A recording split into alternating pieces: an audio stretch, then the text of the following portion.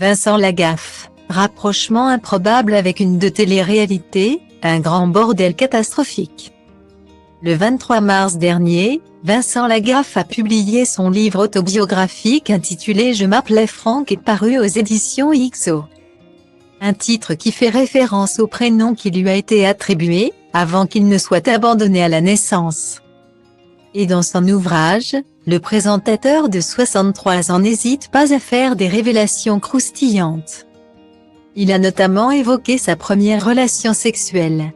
Il est aussi revenu sur le jour où il a eu un rapprochement improbable avec une star de télé-réalité.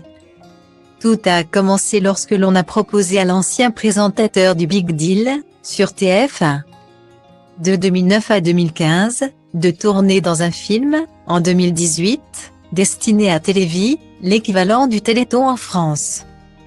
Un pseudo-réalisateur belge l'a appelé pour lui parler de ce projet en lui expliquant qu'en tête d'affiche, il y avait également Thierry Lhermitte ou encore Jean-Claude Van Damme.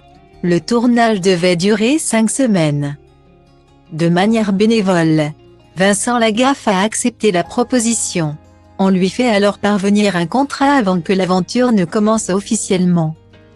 Il devait jouer son propre rôle et venait en Belgique afin de signer un contrat avec la chaîne RTL TVI. Et il devait être amené à réaliser le rêve d'une petite fille malade, en arrivant sur le lieu de tournage. Pas de Thierry Lhermitte ni de Jean-Claude Van Damme. Il ne se désiste bien évidemment pas pour autant. Lors de la deuxième journée de tournage, il rencontre Mathias Paul, un coach sportif, trader à 16 heures et mannequin. Il a été révélé au grand public en 2008 dans Secret Story 2. Édition qu'il a remportée. À l'époque, il avait 27 ans et partageait avec Alice le secret. Nous sommes un faux couple. On va devenir de vrais potes, précise Vincent Lagaffe dans son autobiographie.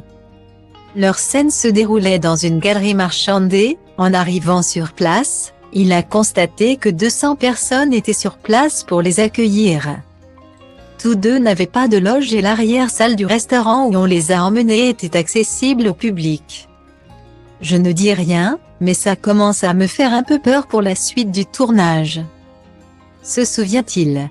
Après avoir fait de nombreux selfies, car il n'y avait aucune sécurité, ils ont enfin pu commencer à tourner. Les conditions de tournage ne sont pas optimales encore une fois. Pas de perche pour les sons et le public peut librement circuler dans le supermarché où ils se trouvaient. Une dame s'est alors arrêtée, alors qu'ils étaient filmés, pour demander à Vincent Lagaffe ce qu'il faisait là. C'est un des plus grands bordels que j'ai vu dans ma vie, s'est-il souvenu. Pour couronner le tout à la fin de la journée, le réalisateur râle car il a une facture de 300 € pour les sandwichs et l'eau qui ont été consommés le midi.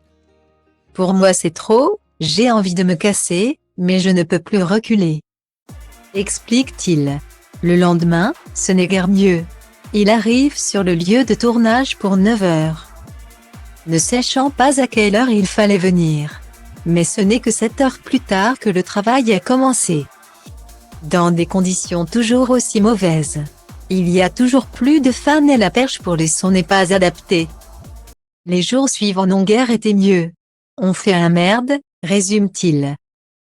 La toți cam ce sunt, ce simt, ce reprezint. Mă disting fără bling, că nu te am, nu te voi, nu te mint. Casa de cultură hip-hop mă găsești construind. Scui beton după care îl întind și el devine tare în timp. Că așa-i betonul, underground în 97 am dat tonul. Dar nu ca Vodafone-ul și acum rap-ul moda ONU. Așa e, și zici că stom fort la cum mă comport. Întreaba asta nu-i loc de confort, record și omor tot.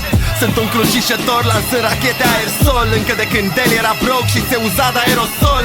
De când aveam mol, de când nu știai ce un miscol. De când ascultam gangsta rapper bază pe pistol. Dacă nu înțelegi textul, sună pe Irina Nistor. Vă întâlniți în Tristor la 0 grade viscol. Nu tag nici stins mort, o să mă auzi prin sol. Transpir hip-hop prin pori, bile mari.